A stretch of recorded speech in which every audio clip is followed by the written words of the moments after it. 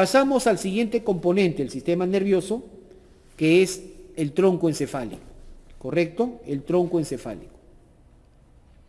El tronco encefálico, ¿no?, es parte ya del encéfalo, es un componente del encéfalo, ¿correcto? Acá está, ya.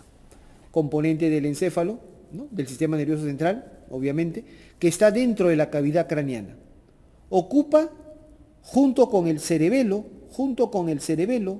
ocupan la fosa posterior de la base del cráneo. Ya, la voy a resaltar acá. Junto con el cerebelo, el tronco encefálico ocupan la fosa posterior de la base del cráneo. Aquí está la fosa posterior de la base del cráneo. Esto es ocupada por el tronco encefálico.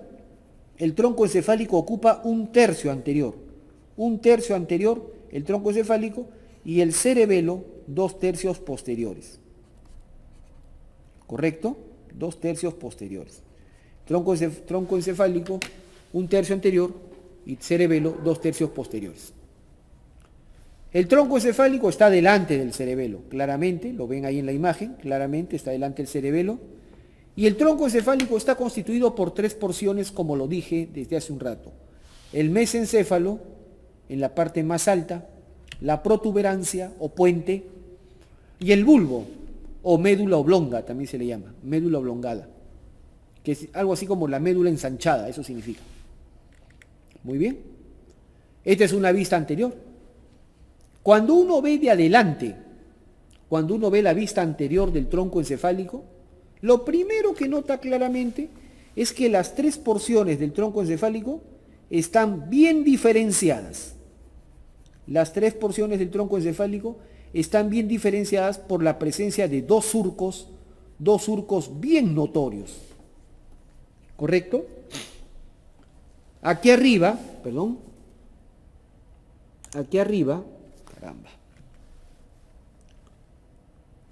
A ver, acá está. Aquí está. Aquí arriba, esto es mesencéfalo. ¿Ya? A ver, esto es mesencéfalo. ¿Ya? Esta porción de acá arriba, esto es mesencéfalo. Mesencéfalo. Esta acá en el centro, entre las dos líneas, esto es la protuberancia. La protuberancia. Y aquí abajo, este es el bulbo. ¿Ok? El bulbo. ¿Quedó claro? ¿Cómo se llaman los surcos entonces? El surco que separa, este surco de abajo, este surco que separa la protuberancia y el bulbo, se llama el surco bulbo protuberancial, pues. Surco bulbo protuberancial. Este surco que separa protuberancia de bulbo, se llama el surco bulbo protuberancial. Y este surco de arriba, que separa la protuberancia del mesencéfalo, se llama surco pontomesencefálico. Pontomesencefálico. Entonces, lo primero que llama la atención cuando uno ve la cara anterior del tronco encefálico es la presencia de dos surcos bien notorios. El surco bulbo protuberancial, que como su nombre lo dice, está separando el bulbo de la protuberancia, y el otro surco más arriba, el surco pontomesencefálico, que como su nombre lo dice, está separando la protuberancia o puente del mesencéfalo. ¿Correcto? Muy bien. Ahora hablemos primero del mesencéfalo, que está aquí arriba. Acá lo estoy señalando. Esto es el mesencéfalo. ¿Qué vemos del mesencéfalo en su cara anterior? En su cara anterior lo primero que vemos acá son estas dos formaciones. Estos son los pedúnculos cerebrales. Los pedúnculos cerebrales. ¿Correcto? Los pedúnculos son dos columnas gruesas, que están constituidas por axones, por fibras, por fascículos. Los pedúnculos cerebrales contienen puros axones descendentes, puros axones motores. ¿Ya? Por los pedúnculos cerebrales viajan puras fibras descendentes, puras fibras motoras. ¿Correcto? Y entre los dos pedúnculos cerebrales, ustedes ven acá, hay una fosa. Ay, perdón, pensé que estaba señalada. Una fosa, esta fosa que está entre los dos pedúnculos. Esta es la fosa interpeduncular. Esta es la fosa interpeduncular, entre los dos pedúnculos cerebrales. Dentro de esta fosa, uno observa acá, uno observa aquí, estas formaciones. Esto que ven acá adelante esto que está aquí adelante, este es el tuber cinereum. El tuber cinereum y el tallo, que está cortadito, y el tallo de la glándula hipófisis, el tallo hipoficiario. ¿Correcto? Estas dos bolitas acá, estas dos formaciones redondeadas, se llaman los cuerpos mamilares. El tuber cinereum y los cuerpos mamilares pertenecen al hipotálamo. Pertenecen al hipotálamo. O sea, son componentes del diencéfalo. Pero los vemos acá. Luego vemos acá un espacio que se llama el espacio perforado posterior, y por el cual está emergiendo acá el tercer par craneal. El tercer par craneal. Los nervios oculomotores o motores oculares comunes. El tercer par craneal emerge, sale, aparece por la cara anterior del mesencéfalo en la fosa interpeduncular. Claramente. Muy bien. Pasamos a la protuberancia. La protuberancia, como claramente lo notan acá, es la estructura, es la porción más prominente, la más sobresaliente del tronco encefálico. Por eso se le llamó protuberancia. ¿Correcto? La protuberancia o puente es la porción más prominente, más sobresaliente del tronco encefálico. En el centro tiene un surco, ¿ven? Un surco ancho, pero poco profundo, poco notorio. Un surco vertical acá. Un surco vertical. En el centro de la protuberancia, que es el llamado surco basilar. Surco basilar. Pues aquí se aloja una arteria, que es la arteria basilar. O tronco basilar también se le llama. ¿Ok? Bastante claro. Luego tenemos que a los lados de este surco, estas dos formaciones, estos dos relieves, a los lados del surco basilar se llaman rodetes. Rodetes protuberanciales o rodetes piramidales. Uno derecho y uno izquierdo. ¿Correcto? Bien.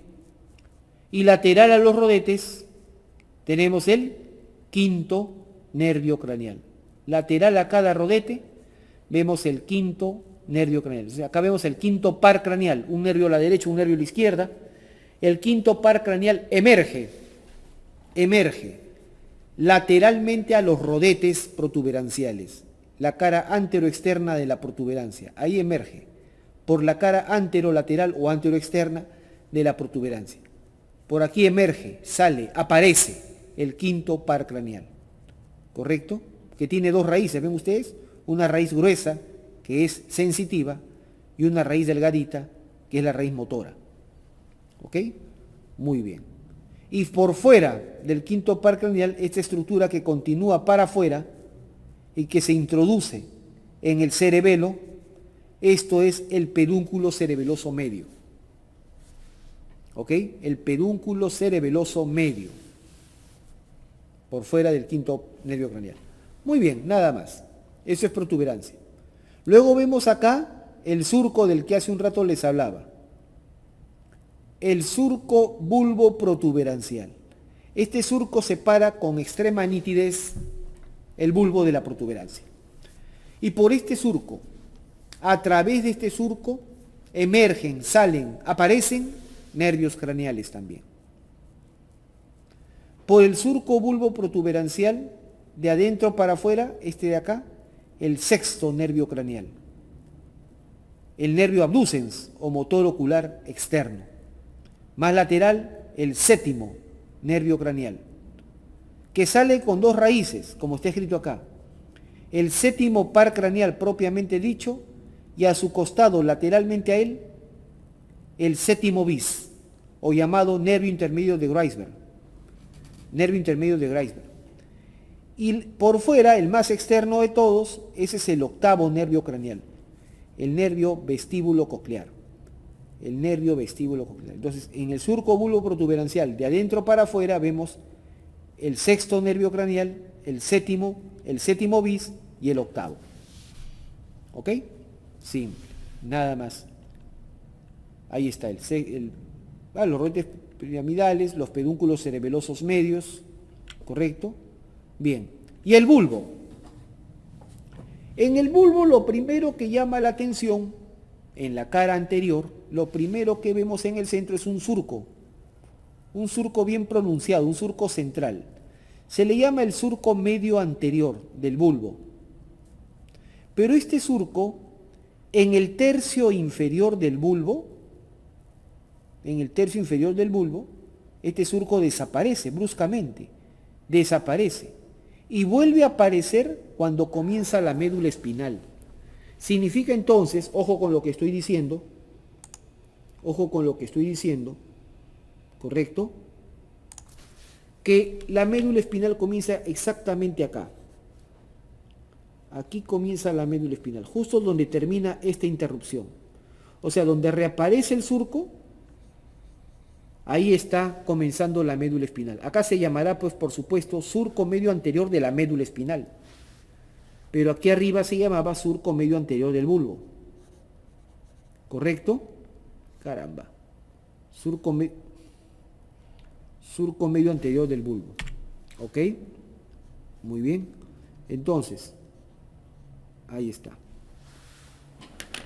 ¿Por qué se interrumpe? Pregunta, uno se hace la pregunta, ¿por qué se interrumpe este surco? Lo vamos a ver en un instante, ¿ya? En un instante se los explico más clarito.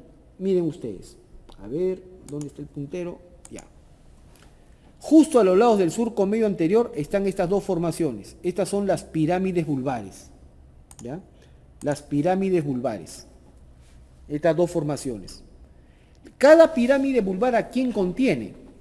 Por la pirámide vulvar están bajando los haces, los fascículos córtico-espinales.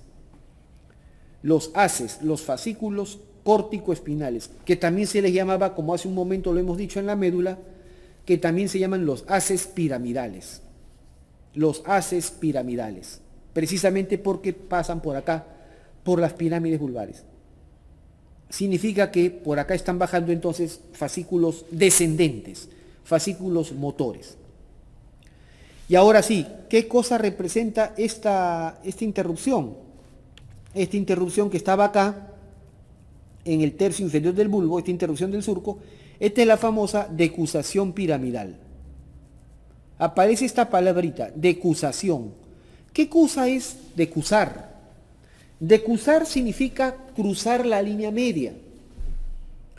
Cruzar la línea media, de derecha a izquierda o de izquierda a derecha, como quieran. Pero cuando cruza la línea media, eso se llama decusación. Decusación. Por las pirámides vulvares están bajando los haces córtico-espinales. Pero cuando llegan a este nivel, cuando llegan al tercio inferior del bulbo, el 90%, hasta un 90% de las fibras de este haz cruzan la línea media, van al otro lado. Y viceversa. Esto es la decusación. Se interrumpe el surco porque aquí están cruzando las líneas de derecha a izquierda y de izquierda a derecha. Están cruzando los haces córtico-espinales. ¿Ok? Muy bien. Detrás de las pirámides están estas estructuras, estas formaciones, a cada lado, se llama la oliva vulvar. La oliva vulvar. Delante de la oliva hay un surquito, el surco preolivar. Aquí delante de la oliva hay un surco, el surco preolivar. Y por detrás de la oliva otro surco, el surco retroolivar. Por el surco retroolivar emergen, salen, aparecen dos nervios, el 9 y el 10. El 9 y el 10. ¿Ya? Mientras que por el surco preolivar aparece el 12, emerge el 12. ¿Ok?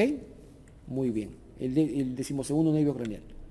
Bien, ahora vamos a ver el tronco encefálico por atrás, su cara posterior. Cuando uno ve el tronco encefálico por detrás, lo primero que llama la atención, lo que más impresiona, es la presencia de una fosa con forma de un rombo, que se llama la fosa romboidea, clásicamente se le llamaba así, la fosa romboidea, o también conocida como el cuarto ventrículo. El cuarto ventrículo, es esta fosa que está aquí. Y que está localizada específicamente detrás de la protuberancia y del bulbo. ¿Ya? Detrás de la protuberancia y del bulbo. Como podemos ver en esta cara posterior, no se puede separar con mucha claridad el mesencéfalo, la protuberancia y el bulbo. Entonces usamos límites convencionales, ¿correcto? Si trazo esta línea que pasa por el vértice superior, esta línea horizontal, que pasa por el vértice superior del cuarto ventrículo, por el vértice superior de este rombo, el cuarto ventrículo, entonces separo mesencéfalo de protuberancia. ¿Y cómo separo protuberancia del bulbo? Divido al rombo en dos triángulos. Trazo otra línea horizontal que divide al rombo en dos triángulos. El triángulo superior pertenece a la protuberancia, el triángulo inferior pertenece al bulbo. Finalmente el bulbo se separa de la médula espinal más abajo, ¿correcto? Entonces, así se separa mesencéfalo, protuberancia y bulbo, ¿ok? Muy bien, son límites convencionales. El mesencéfalo, en su cara posterior, el mesencéfalo visto por detrás, presenta estas cuatro formaciones que estamos viendo acá, estas cuatro bolitas, dos superiores y dos inferiores. Se llaman los tubérculos cuadrigéminos, porque son cuatro.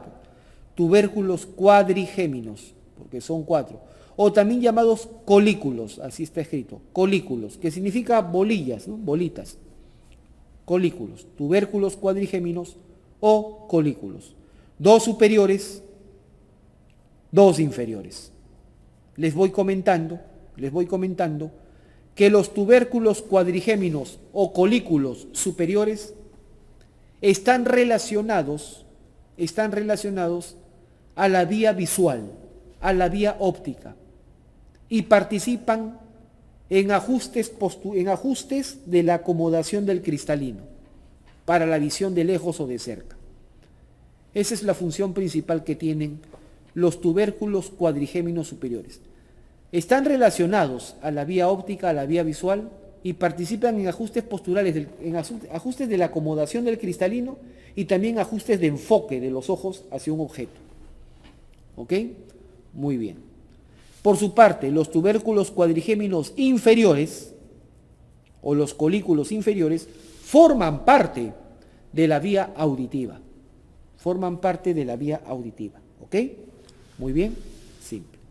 Nada más. Estos tubérculos cuadrigéminos se prolongan hacia afuera, ven ustedes acá, hacia afuera, con tienen como unos bracitos acá.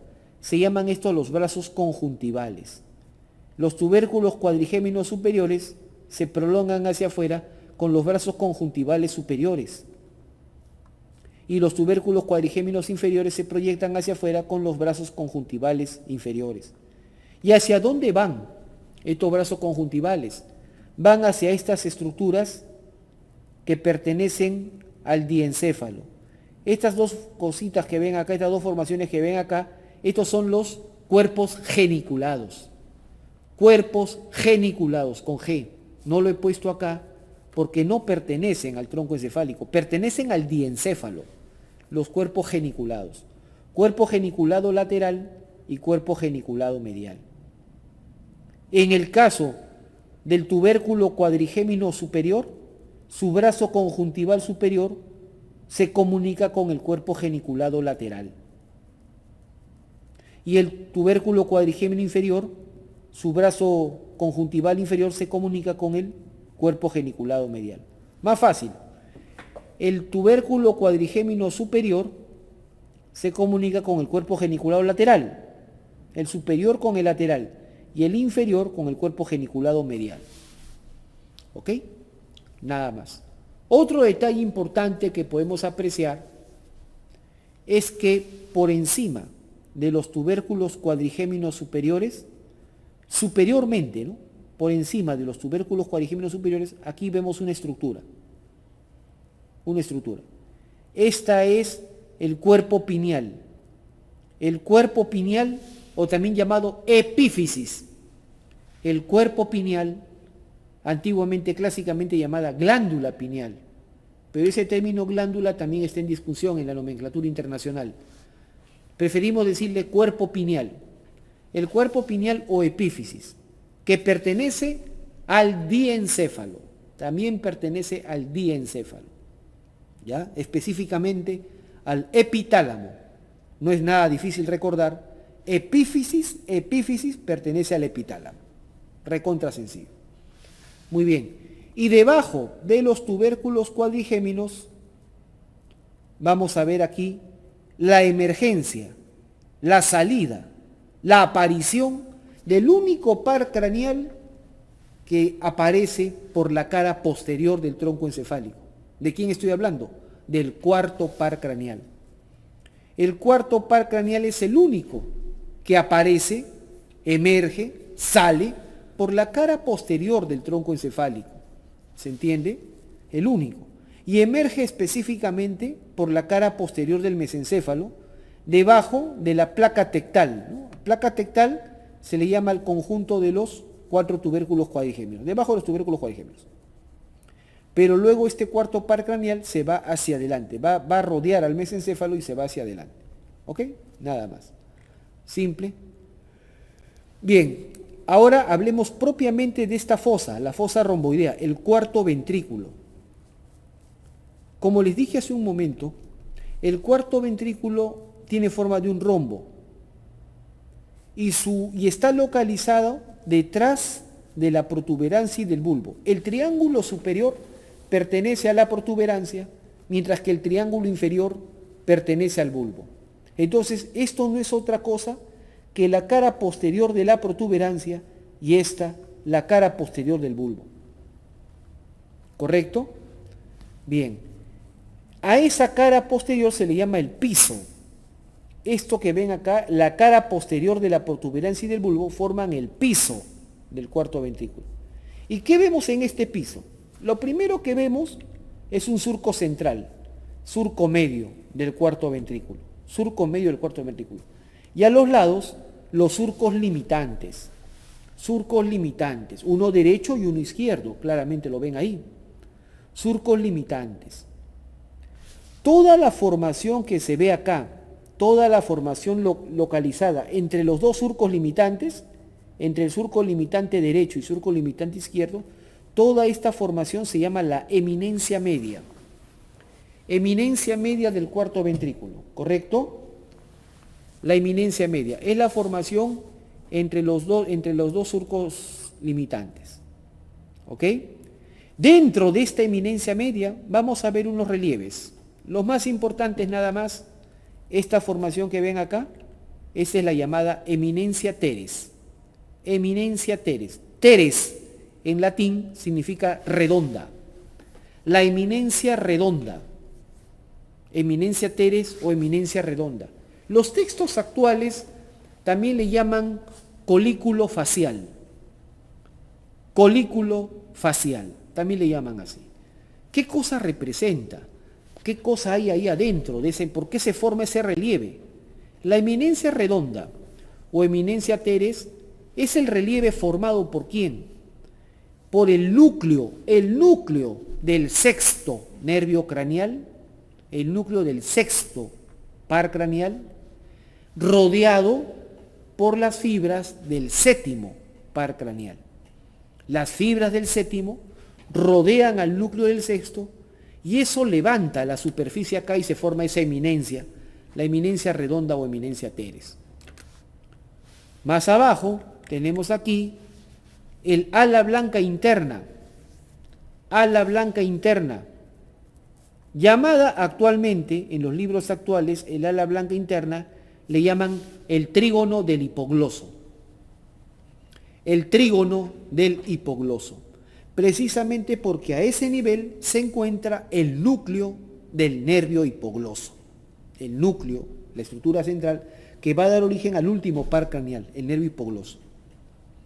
Y más abajo del ala blanca interna tenemos el ala gris, o también conocida como área cinerea. Esta actualmente en los libros actuales, al ala gris, al área cinerea, actualmente le dicen el trígono del vago. El trígono del vago. Porque a este nivel se encuentra, tal vez podríamos decirlo así, el núcleo más importante, o por lo menos el núcleo más prominente del nervio vago. que lo conocemos como el núcleo dorsal del vago. Núcleo dorsal del vago, ¿ok? Y que contiene o está relacionado directamente al centro cardiorrespiratorio. Por eso es sumamente importante. Esta ala gris, o llamada ahora trígono del vago, o llamada antiguamente área cinerea, nudo vital de Florence, tiene una serie de nombres, ¿correcto?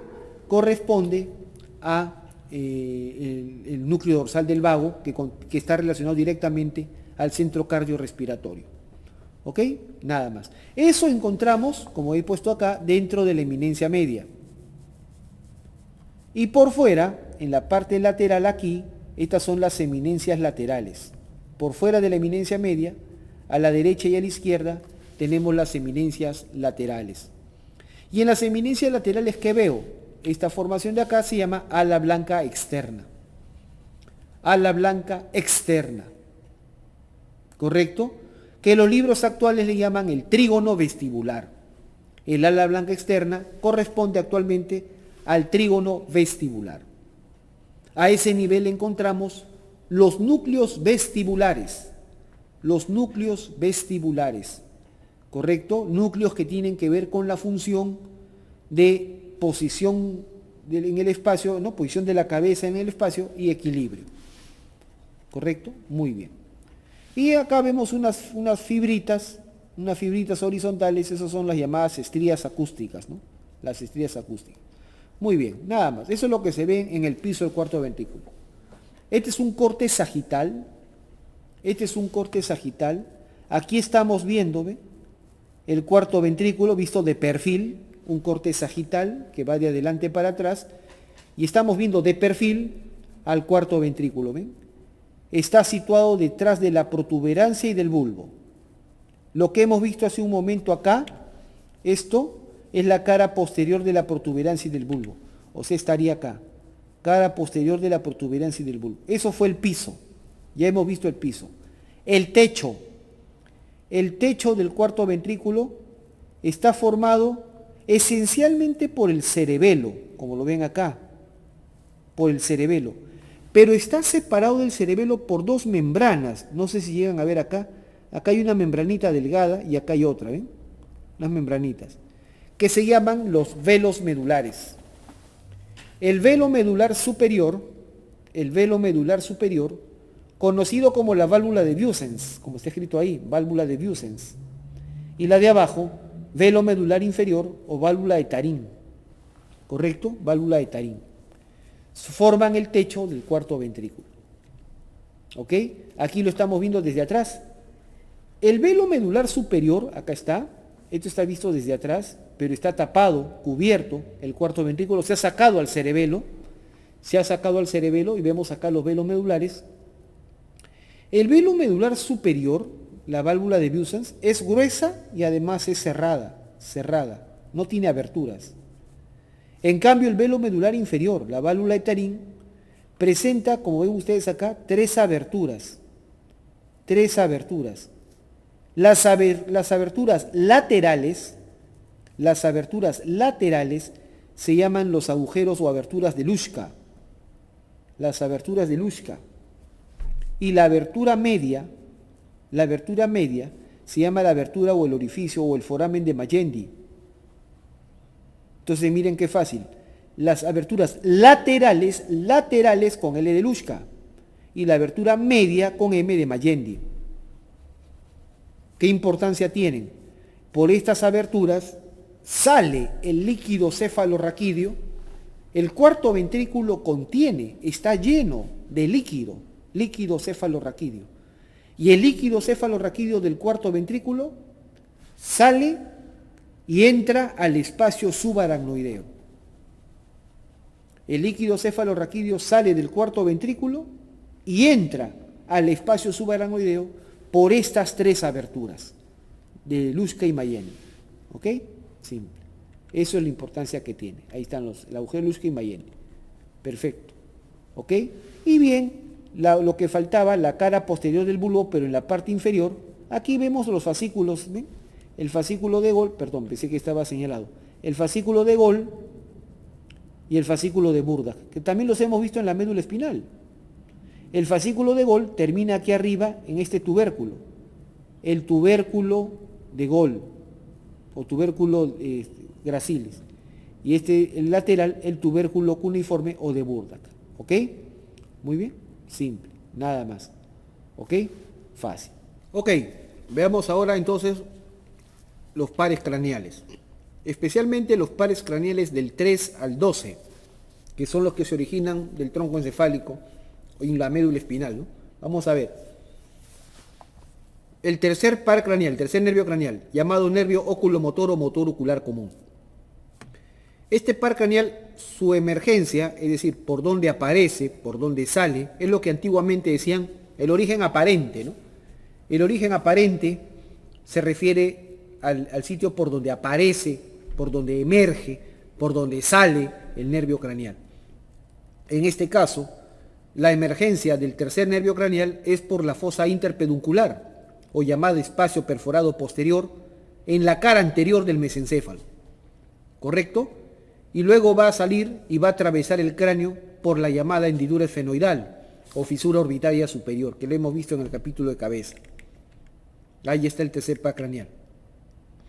¿Qué funciones tiene? Tiene función motora y función parasimpática. ¿Correcto? Función motora y parasimpática. ¿Cuál es su función motora? Inerva al músculo elevador del párpado, inerva a los músculos inerva a 5 de los 7 músculos extraoculares. Inerva al elevador del párpado, inerva al recto superior, al recto inferior, al recto medial e inerva al oblicuo inferior. A esos 5 músculos los inerva. En la cavidad orbital inerva 5 músculos: elevador del párpado, recto superior, recto inferior, recto medial y oblicuo inferior, o oblicuo menor también se le llama. ¿Correcto? Por lo tanto, su función es, el elevador del párpado abre la hendidura palpebral, apertura palpebral, y además participa en la motilidad ocular, en los movimientos del ojo. ¿Correcto? Especialmente cuando nosotros queremos evaluar a un paciente para saber si el tercer par craneal funciona correctamente, todo lo que tenemos que pedir al paciente es que mire un objeto en la línea media y luego levantamos el objeto. Si el paciente puede llevar la mirada hacia arriba y hacia adentro, con un ojo y luego con el otro ojo, pues funciona el tercer par craneal, tranquilamente. El tercer nervio craneal lo evaluamos llevando el ojo hacia arriba y hacia adentro. Eso es lo normal. ¿Correcto? Asimismo, el tercer nervio craneal también tiene una función parasimpática. Su función parasimpática es realizar la miosis, es decir, la disminución del tamaño de la pupila. Para eso simplemente alumbramos con una linterna, el ojo, acercamos la linterna prendida, por supuesto, al ojo del paciente y podemos observar cómo la pupila disminuye su tamaño. ¿Correcto? Reacciona a la luz. Entonces, eso es miosis y se da precisamente por acción del tercer nervio craneal. Entonces, eso es la función normal del nervio craneal.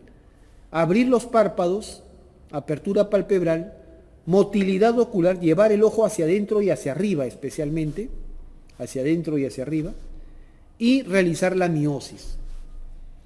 Cuando se lesiona el tercer nervio craneal, entonces el párpado va a caer, no se va a poder levantar el párpado solamente, espontáneamente. Eso se llama ptosis, caída palpebral. Asimismo, hay depresión del ojo, el ojo baja, mira hacia abajo y mira hacia afuera. Desviación del ojo hacia abajo y hacia afuera. O sea, depresión y estrabismo divergente. O sea, la mirada se desvía hacia afuera. Eso es en un ojo con lesión del tercer nervio craneal. Y además, no podrá hacer miosis, pues tú estimulas con la linterna, ¿correcto? Y vas a observar cómo la pupila no reacciona a la luz. Puede estar midriática, puede estar en midriasis, es decir, dilatada, y no responde a la luz. Eso es la característica, entonces, la triada de lesión del tercer nervio craneal. Ptosis palpebral, depresión ocular con estrabismo divergente y midriasis que no reacciona a la luz. Simple. Aquí estamos viendo en la fotografía, este paciente se observa que el ojo izquierdo, el párpado está caído, es una ptosis palpebral claramente, ¿correcto? Se abre el párpado con ayuda de la mano y pueden observar cómo el ojo está desviado hacia abajo y hacia afuera. Estrabismo divergente, con depresión ocular. Y si tal vez tuviéramos una mejor nitidez de la fotografía, podemos ver que la pupila también está dilatada, midriática, no responde a la luz. Eso es característica de lesión. En este caso, el paciente tiene lesión del séptimo nervio craneal izquierdo. Bien, hablemos del cuarto par craneal. El cuarto par craneal, los nervios trocleares o patéticos, que son dos, uno derecho y uno izquierdo, es el único par craneal que emerge, sale, aparece por la cara posterior del tronco encefálico, el único, ¿ya? Emerge específicamente por debajo de la placa tectal, es decir, por debajo de los tubérculos cuadrigéminos, en la cara posterior del mesencéfalo. Y a los lados de una formación muy pequeña que se llama el frenillo de la válvula de Busans, el frenillo del velo medular superior. Muy bien. Pero este par craneal, si bien emerge por la cara posterior del tronco encefálico, luego se va hacia adelante, se va para adelante, ¿correcto? Y va a salir del cráneo por el mismo orificio por donde salió el tercer nervio craneal, es decir, la hendidura esfenoidal o fisura orbitaria superior. O sea que por esta fisura pasan el tercero y el cuarto. Ahí está el cuarto par craneal. Y la única función que tiene el cuarto par craneal es puramente motor, puramente motor. Solamente inerva a un músculo nada más, al oblicuo superior del ojo, al músculo oblicuo superior del ojo, o oblicuo mayor también se le dice, nada más. Para todo lo que sirve el cuarto nervio craneal es para inervar al músculo oblicuo superior u oblicuo mayor. ¿Ok? Y por lo tanto participa en la motilidad ocular, en los movimientos del ojo. Si yo quiero evaluar el cuarto par craneal, saber si funciona adecuadamente, le pido al paciente que mire hacia adentro, pero hacia abajo. Hacia adentro y hacia abajo. Que se mire la punta de la nariz, o que se mire los pies, que se mire los zapatos. Si el paciente puede mirar hacia adentro y hacia abajo, funciona el cuarto par craneal normalmente. ¿Ok? Simple. Cuando se lesiona, cuando se altera el cuarto nervio craneal, se paraliza el músculo oblicuo superior u oblicuo mayor. ¿Correcto? Y el ojo se va a presentar elevado, el ojo va a estar elevado, mirando hacia arriba. Y usualmente está oscilando, está elevado y puede estar rotado hacia afuera o rotado hacia adentro. Usualmente, en la experiencia que he visto, es que el ojo está oscilando. Cuando el ojo oscila hacia afuera, bueno, está ahí hacia afuera, pero cuando el ojo oscila hacia adentro, aparece diplopia, que está acá escrito, diplopia, visión doble. Oscila hacia adentro, se cruzan los campos visuales y aparece la visión doble. ¿Ok? Muy bien. Ahí vemos, ¿ven? El ojo no puede ir hacia abajo. Se presenta siempre elevado y suele estar oscilando hacia afuera y hacia adentro. Cuando oscila para adentro, aparece visión doble, diplopia. Muy bien.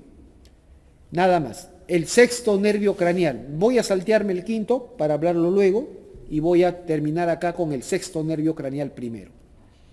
El sexto nervio craneal, llamado el nervio abducens o motor ocular externo, emerge, sale, aparece por el surco bulbo protuberancial, justo encima de la pirámide vulvar. Por eso he puesto acá porción suprapiramidal, es decir, surco bulbo protuberancial, pero justo encima de la pirámide vulvar. Por aquí emerge el sexto nervio craneal y sale del cráneo también por la hendidura esfenoidal. Mírenme, esta hendidura es famosa. Por ahí sale el tercero, el cuarto y el sexto también. O sea, los tres nervios que van a mover al ojo salen por acá. ¿Correcto? Simple. ¿Qué funciones tiene? También el sexto nervio craneal, puramente motor. ¿Qué músculo faltaba inervar acá? El único músculo que faltaba era el recto lateral, el recto externo. Ese es el que faltaba. A él lo inerva el sexto nervio craneal. Para todo lo que sirve.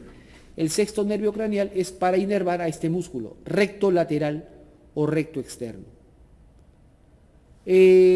Cuando queremos evaluar si funciona correctamente el sexto nervio craneal, le pedimos al paciente que mire hacia afuera, que aleje el ojo de la línea media.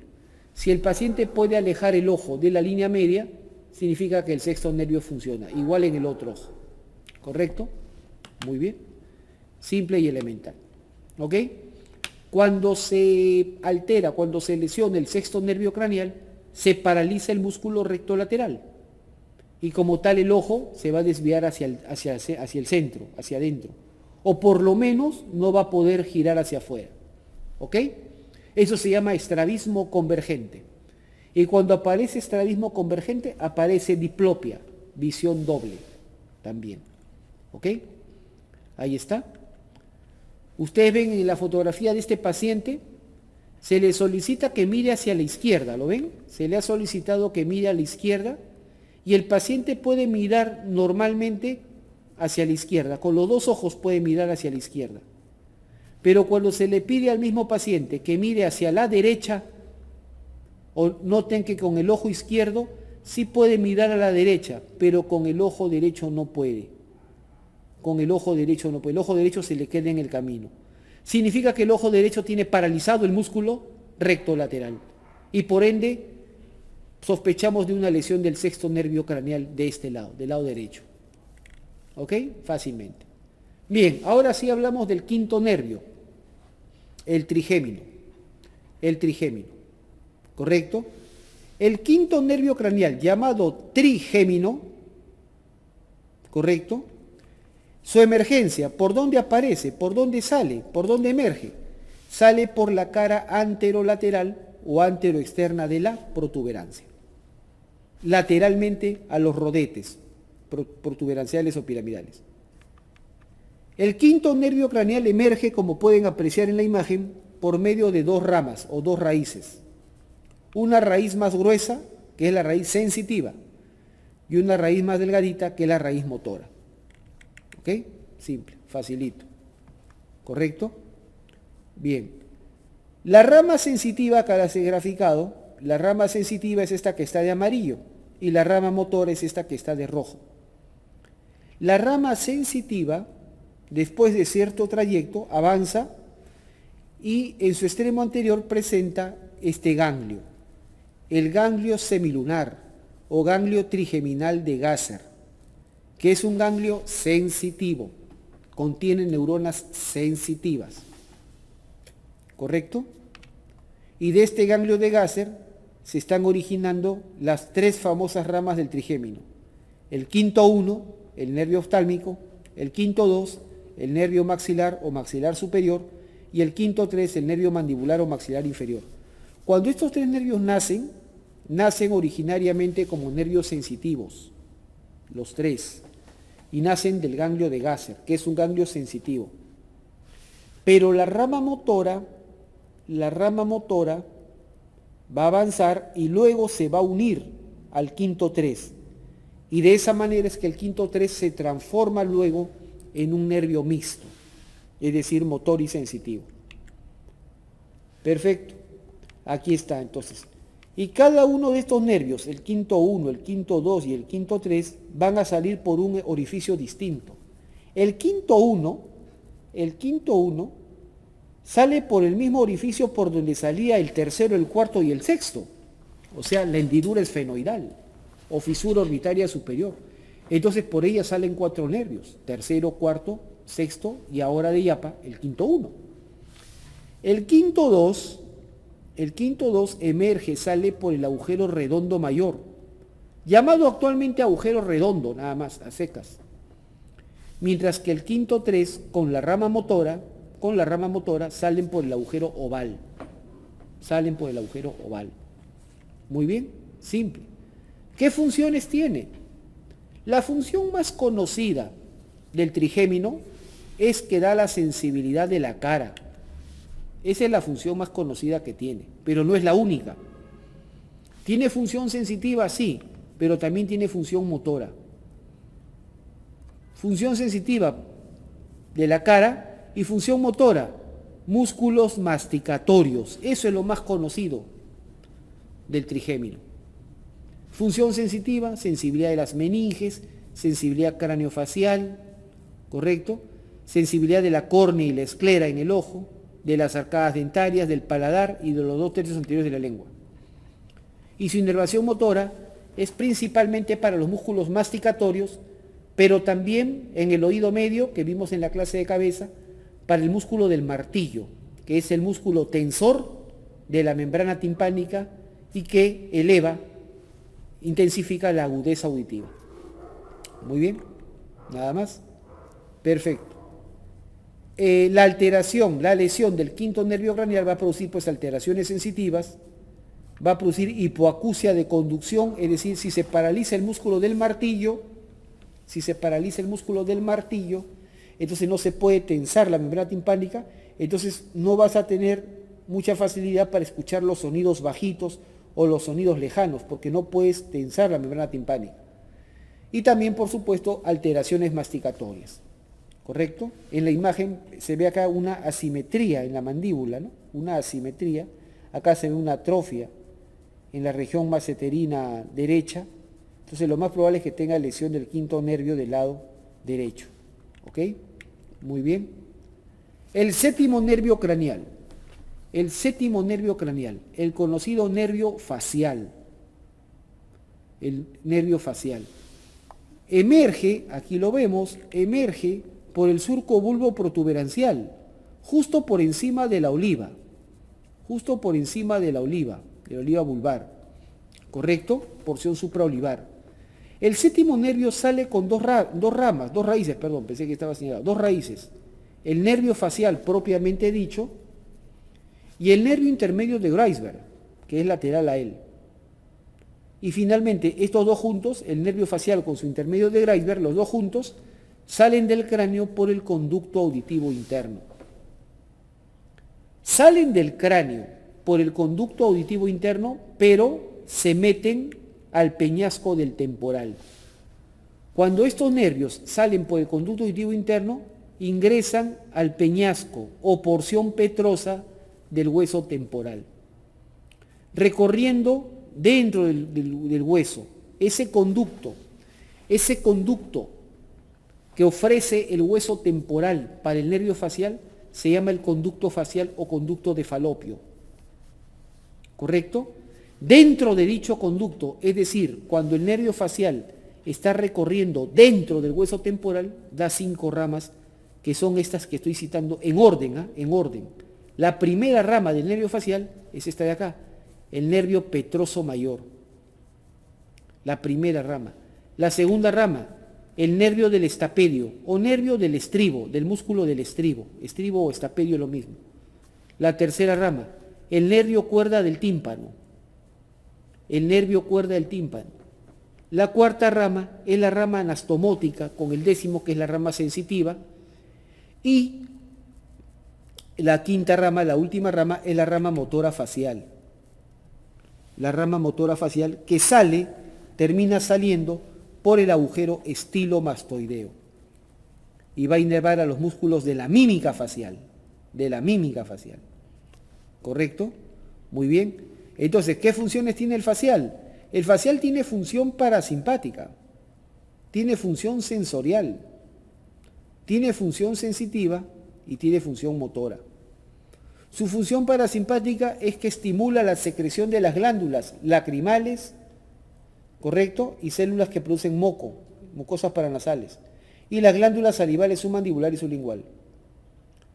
A las glándulas lacrimales y a las glándulas mucosas, a estas dos primeras, el nervio que las estimula es el nervio petroso mayor. Que es la primera rama del facial. Mientras que a las glándulas salivales submandibular y sublingual las estimula la tercera rama, que es la cuerda del tímpano. Pero el séptimo nervio craneal además tiene función sensorial, gustativa, recoge el gusto, los sabores, de los 2/3 anteriores de la lengua. Y aquí participa también el nervio cuerda del tímpano. Esta función es recogida por el nervio cuerda del tímpano, que es la tercera rama del nervio facial. La función sensitiva da sensibilidad, recoge sensibilidad a la concha acústica, es decir, la entrada de la oreja y la parte, digamos, más externa del conducto auditivo externo. Por último, su función motora está fundamentalmente relacionada a los músculos de la mímica facial, la expresión facial, los gestos, y también al músculo del estribo, que es un músculo del oído medio, un huesecito del oído medio, ¿no? Muy bien. La alteración, cuando se altera el séptimo nervio craneal, pues va a depender del nivel de lesión, ¿no? Acá estoy poniendo como si la lesión fuera intracraneal prácticamente, ¿no? Intracraneal. Puede haber sequedad corneal por falta de producción de lágrimas, sequedad de la mucosa nasal por falta de producción de moco, ¿no?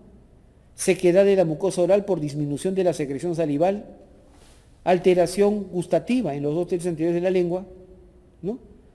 Alteración sensitiva en la concha acústica y el conducto auditivo externo, hipersensibilidad al sonido, es decir, aparece dolor en los sonidos altos por parálisis del músculo del estribo, y finalmente asimetría por parálisis facial. Todas estas alteraciones pueden producirse por lesión del séptimo nervio craneal. Aquí vemos, esta paciente tiene francamente una asimetría facial, en la mitad derecha no aparecen líneas de expresión ni gestos, y cuando se le solicita, ¿no?, que haga gestos, aparece claramente la parálisis en la hemicara derecha. Si la parálisis va desde la frente hasta el mentón, todo esto se llama la parálisis facial periférica o parálisis de Bell, que se da por lesión del séptimo nervio craneal, nervio facial. Muy bien. El octavo nervio craneal, llamado vestíbulo coclear, emerge también por el surco bulbo protuberancial, en la parte más externa, cerca a este ángulo. Este es el llamado ángulo pontocerebeloso. El ángulo pontocerebeloso, entre la protuberancia y el cerebelo. Una pregunta clásica, ¿no? ¿Qué par craneal se encuentra en el ángulo pontocerebeloso? O cerca a él, el octavo nervio craneal. El octavo nervio craneal. Bien, este nervio también atraviesa un orificio, el conducto auditivo interno. Sale del cráneo por el conducto auditivo interno y se mete al laberinto, al oído interno. ¿Correcto? Entonces, en el laberinto, en el oído interno, el octavo nervio craneal se forma por sus 2 ramas, que lo vimos en la clase de oído. La rama coclear, que tiene función auditiva, y la rama vestibular, que tiene función de equilibrio y posición de la cabeza en el espacio. Entonces tiene función de audición y tiene función de equilibrio, pues, y posición de la cabeza en el espacio. Cuando se lesiona el octavo nervio craneal, se produce hipoacusia, disminución, sordera, disminución para la percepción de los sonidos, y vértigo, mareos, por alteración de la sensibilidad al equilibrio. ¿Ok? Muy bien. El noveno nervio craneal, llamado el nervio glosofaringeo, ¿correcto? Emerge, aparece por el surco retroolivar, en el bulbo detrás de la oliva, surco retroolivar, y sale del cráneo por el agujero yugular o rasgado posterior, o sea, junto con la vena yugular interna sale este nervio, el noveno, el glosofaringeo, ¿correcto? Simple. ¿Qué funciones tiene? Ahí está, función parasimpática, sensorial, sensitiva y motora. La función parasimpática, ¿no?, se encarga de la secreción, estimula la secreción de la glándula parótida, es decir, secreción salival de la parótida. Sensorial, gusto, sabores en el tercio posterior de la lengua, y además también sensibilidad en el valoreceptor y en el quimioreceptor carotídeos. El valoreceptor es un receptor de presión sanguínea, y quimioreceptor es un receptor de concentración de CO2 principalmente y secundariamente de oxígeno. Sensitiva, función sensitiva en el tercio posterior de la lengua y en la orofaringe. Por lo tanto, se encarga, la sensibilidad de la orofaringe es responsable, por ejemplo, del reflejo nauseoso cuando ustedes se ponen un objeto en el tercio posterior de la lengua, aparece el reflejo nauseoso. Eso es por la sensibilidad del noveno nervio craneal. Función motora, inerva un músculo, el estilofaringio, el músculo estilofaringio, que es un músculo que va a levantar la pared posterior de la faringe, y además también va a inervar al músculo estilofaringio y al constrictor superior de la faringe. ¿Ok? Muy bien, pero principalmente el estilofaringio. ¿Ok? Muy bien, simple. Entonces, cuando se lesiona, cuando se altera el noveno nervio craneal, pues va a haber una alteración de la secreción salival de la parótida, va a haber alteración sensitiva y sensorial en el tercio posterior de la lengua, ¿correcto? Va a haber alteración del reflejo nauseoso y va a haber ptosis, caída de la pared posterior de la faringe, porque se ha paralizado el músculo estilofaringio, por eso es. ¿Ok? Muy bien, simple. El vago, el décimo nervio craneal, también emerge detrás de la oliva, por el surco retroolivar. Emerge a cada lado también mediante dos ramas. Y aquí quiero aclarar lo siguiente, por eso es que muchos se equivocan. Acá quiero aclarar lo siguiente.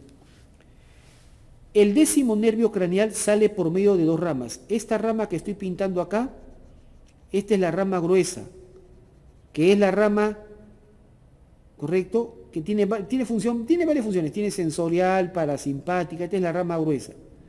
Mientras que aquí abajo, esta otra ramita, esta también pertenece al vago, al décimo.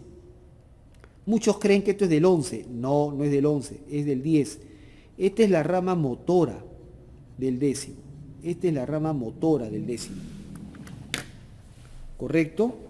Una rama superior y una rama inferior. La rama inferior es la rama motora, ¿ok? Y esas dos ramas, esas dos raíces del décimo nervio, también salen del cráneo por el agujero yugular o rasgado posterior. ¿Correcto? ¿Qué funciones tiene el vago? Ahí está. Es el nervio que tiene mayor recorrido en todo el cuerpo, pues inerva vísceras en el cuello, en el tórax, en el abdomen incluso. ¿Ok? Entonces, ¿qué funciones tiene? Sensibilidad, sensitiva, sensorial, parasimpática, motora. Sensitiva, sensibilidad de las meninges, especialmente de la fosa posterior. Sensibilidad en el conducto auditivo externo, en la parte más profunda y la cara externa de la membrana timpánica. Sensorial, el gusto, sabores del tercio posterior de la lengua y zona de las bayéculas. Función parasimpática sobre los aparatos cardiovascular, respiratorio, digestivo. Función motora, especialmente los músculos del velo del paladar blando, los músculos del paladar blando y músculos de la laringe que me permiten cambiar o entonar la voz. ¿Correcto? Muy bien. Aquí está precisamente. La alteración del décimo nervio craneal va a producir pues alteraciones de todos estos elementos. Alteraciones sensitivas, especialmente en el conducto auditivo externo y en la membrana timpánica. Alteración gustativa en el tercio posterior de la lengua y las bayéculas. Ptosis, caída del velo del paladar. Acá ven ustedes en la imagen, hay una caída de la mitad izquierda del velo del paladar, porque se han paralizado los músculos de la mitad izquierda del velo del paladar, ¿correcto? Haciendo que la úvula se desvíe hacia el lado sano, ¿correcto? Disfonía por alteración de la laringe, la musculatura laringea, disfagia, alteración de la deglución, alteraciones autónomas en los aparatos respiratorio, cardiovascular y digestivo. ¿Ok? Simple. El número 11, el undécimo nervio craneal o décimo primero, ¿correcto? El llamado nervio espinal accesorio. Este nervio craneal no tiene origen en el bulbo, así de claro. Tiene origen puramente en la médula espinal. Por eso se llama espinal accesorio. Es un nervio espinal. Se origina en los segmentos medulares más altos de la médula, los 5 o 6 primeros, es decir, desde el cervical 1 hasta el quinto o sexto cervical. Y sale, como se origina fuera del cráneo, porque se origina en la médula espinal, es el único par craneal que se origina fuera del cráneo. Se introduce al cráneo por el agujero occipital y vuelve a salir por el agujero yugular o rasgado posterior. ¿Correcto? Muy bien. Entonces fíjense, por este agujero yugular o rasgado posterior sale la vena yugular interna y salen 3 nervios, el noveno, el décimo y el 11º que estamos viendo acá. Ahí está. ¿Cuáles son sus funciones? Su función es motora. La función del par craneal número 11 es puramente motor. Inerva a 2 músculos nada más. Inerva al esternocleidomastoideo e inerva al trapecio, nada más. Para todo lo que sirve el nervio craneal número 11 es para inervar a los músculos esternocleidomastoideo y trapecio. Y por lo tanto, si se paraliza, por ejemplo, el esternocleidomastoideo, va a haber rotación e inclinación de la cabeza, va a haber flexión, ¿correcto? Esta es la función normal, ¿no? La función normal, perdónenme. Esta es la función normal. El esternocleidomastoideo realiza rotación e inclinación de la cabeza, hace flexión de la cabeza. El trapecio hace extensión de la cabeza, elevación y retropulsión de hombros. Si se altera, el 11 se va a producir desviación de la cabeza, va a estar rotada, va a estar inclinada, como lo ven acá, y va a haber caída del hombro. ¿Ok? Caída del hombro, nada más. Muy simple. Y el 12, el último par craneal, llamado el nervio hipogloso, emerge delante de la oliva vulvar, por el surco preolivar, y sale del cráneo por el conducto condilio anterior. El conducto condilio anterior, que los libros actuales le llaman ahora el conducto del hipogloso. Conducto del hipogloso. Muy bien, ahí está el hipogloso, ¿correcto? Y su función también puramente motora. Inerva los músculos intrínsecos y a la mayoría de extrínsecos de la lengua. Vean ustedes en esta paciente, cuando saca la lengua, se ve claramente que la mitad derecha está atrofiada, ¿correcto? Entonces va a haber una parálisis de la hemilengua, va a haber disartria, dificultad para pronunciar las palabras porque la lengua está paralizada, y disfagia, dificultad para deglutir. ¿Ok? Bien, esos son los pares craneales. Un poco más sobre la morfología interna, cómo se ve el tronco encefálico por dentro. Si realizamos un corte a nivel del bulbo, un corte horizontal a nivel del bulbo, principalmente vemos aquí adelante, pensé que estaba señalado, aquí adelante, esto es el haz piramidal, o haz córtico espinal, ¿correcto? Voy a señalar acá, a ver, ya. Este es el haz piramidal, o el haz córtico espinal, ¿ya? Este de acá. Este es el haz piramidal, o haz córtico espinal, que está ocupando las pirámides vulvares.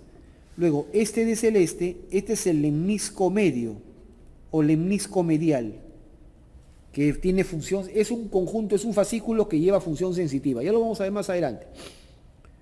Luego vamos a ver los núcleos de la oliva. Estos son los núcleos olivares, los núcleos de la oliva. Y a nivel del bulbo vamos a ver los núcleos motores de los pares craneales 9, 10 y 12. ¿Correcto? 9, 10 y 12. Se encuentran a nivel del bulbo. Muy bien. En la protuberancia vemos el haz piramidal, lo vemos acá, pero está disgregado. El haz piramidal aparece acá, pero está disgregado, separado por el cruce de las fibras del puente, ¿no? Los núcleos del puente. Vemos los núcleos pontinos también, que son microscópicos, ¿no? El lemnisco medio aparece acá, el lemnisco medial o lemnisco medio, ¿no? Y a nivel de la protuberancia vamos a tener los núcleos motores de los pares craneales 5, 6 y 7. 5, 6 y 7. ¿Ok? Mesencéfalo. El mesencéfalo, en la parte más anterior, esta formación que vemos acá, esto se llama los pedúnculos cerebrales. Pedúnculos cerebrales. ¿Correcto? En los cuales vemos claramente puros fascículos descendentes. Esta zona de acá, ¿correcto? Por acá baja el haz piramidal, por el centro, por los 3/5 centrales del pedúnculo cerebral baja el haz piramidal. Detrás de los pedúnculos cerebrales vemos esta región oscura. Esta es la llamada sustancia negra. Esta es la sustancia negra, o locus niger, también se le llama así, la cual contiene unas neuronas unas neuronas que producen un neurotransmisor que se llama la dopamina, un neurotransmisor que se llama dopamina. Y cuando la sustancia negra se degenera, se altera, se produce el Parkinson, la enfermedad de Parkinson. La enfermedad de Parkinson específicamente es por degeneración, por pérdida de las neuronas de la sustancia negra. ¿Correcto? Muy bien, ya saben. Pero acuérdense que esta sustancia negra contiene neuronas, principalmente la mayor cantidad de neuronas produce dopamina. ¿Ok? Muy bien. Perfecto.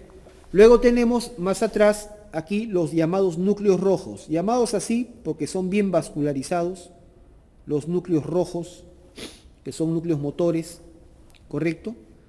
Vemos a nivel del mesencéfalo, vemos aquí el acueducto de Silvio, miren este conducto, el acueducto de Silvio, que es el conducto que comunica el tercer con el cuarto ventrículo.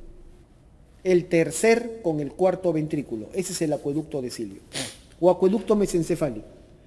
Y por último, en el mesencéfalo vamos a ver núcleos del tercer y cuarto par craneal. Tercer y cuarto par craneal, nada más. Y por último, en tronco encefálico hay una estructura muy importante que merece ser mencionada y que es la llamada formación reticular, ¿no? O también le dicen la sustancia reticular, también le dicen así, ¿no? La formación o sustancia reticular es toda esta estructura que vemos acá. Todo esto es la formación reticular o sustancia reticular. La palabra reticular viene de retis, que significa red. Es una red neuronal bastante extensa que se localiza a lo largo de todo el tronco encefálico, Arriba llega hasta el tálamo, arriba llega hasta el tálamo y abajo llega hasta la médula espinal. O sea, es bastante larga, desde el tálamo hasta la médula espinal, atravesando todo el tronco encefálico. Es una red de neuronas, se llama formación reticular. Retis es red. De esta formación reticular, lo más importante, lo más básico, lo más conocido, es que en esta formación reticular se originan dos sistemas funcionales. Uno es el SARA, sistema activador reticular ascendente, y el otro es el SIRT, sistema inhibidor reticular descendente. ¿Correcto? El SARA, el sistema activador reticular ascendente, se origina en la formación reticular del mesencéfalo y la protuberancia. Y como su nombre lo dice, envía fibras ascendentes, fibras que van hacia arriba, hacia el tálamo, hacia los núcleos intralaminares. Y cuando estas fibras estimulan a los núcleos intralaminares del tálamo, el tálamo envía la información y activa toda la corteza cerebral. Y se encarga de mantener la conciencia. La conciencia es el reconocimiento del yo y mi entorno, tanto espacial como temporal. Saber quién soy yo, saber dónde me encuentro, saber en qué fecha estamos. Eso es conciencia. ¿Correcto? Muy bien. Y de eso se encarga el SARA. Por su parte, el SIRT, el sistema inhibidor reticular descendente, se origina en la formación reticular del bulbo y envía axones descendentes pues hacia abajo, hacia la médula espinal, cuya función principal es bloquear la actividad motora y sensitiva del cuerpo durante el sueño. Efectivamente, durante el sueño todas las vías motoras y sensitivas van a ser bloqueadas y son bloqueadas por este SIRT. Y en buena hora que así sea, porque si no, una persona duerme y de pronto tiene un sueño muy intenso, que de repente está en movimiento, entonces la persona empezaría a moverse mientras está durmiendo. Pero esto no sucede así. El cuerpo está quieto porque las vías motoras están bloqueadas. De la misma manera la función sensitiva también está bloqueada. Por eso que un estímulo es mucho más fácil de percibir cuando uno está en vigilia, despierto, o que cuando está en estado de sueño, ¿no? Muy bien, nada más. Eso es con respecto al tronco encefálico. ¿Ok? Y bien.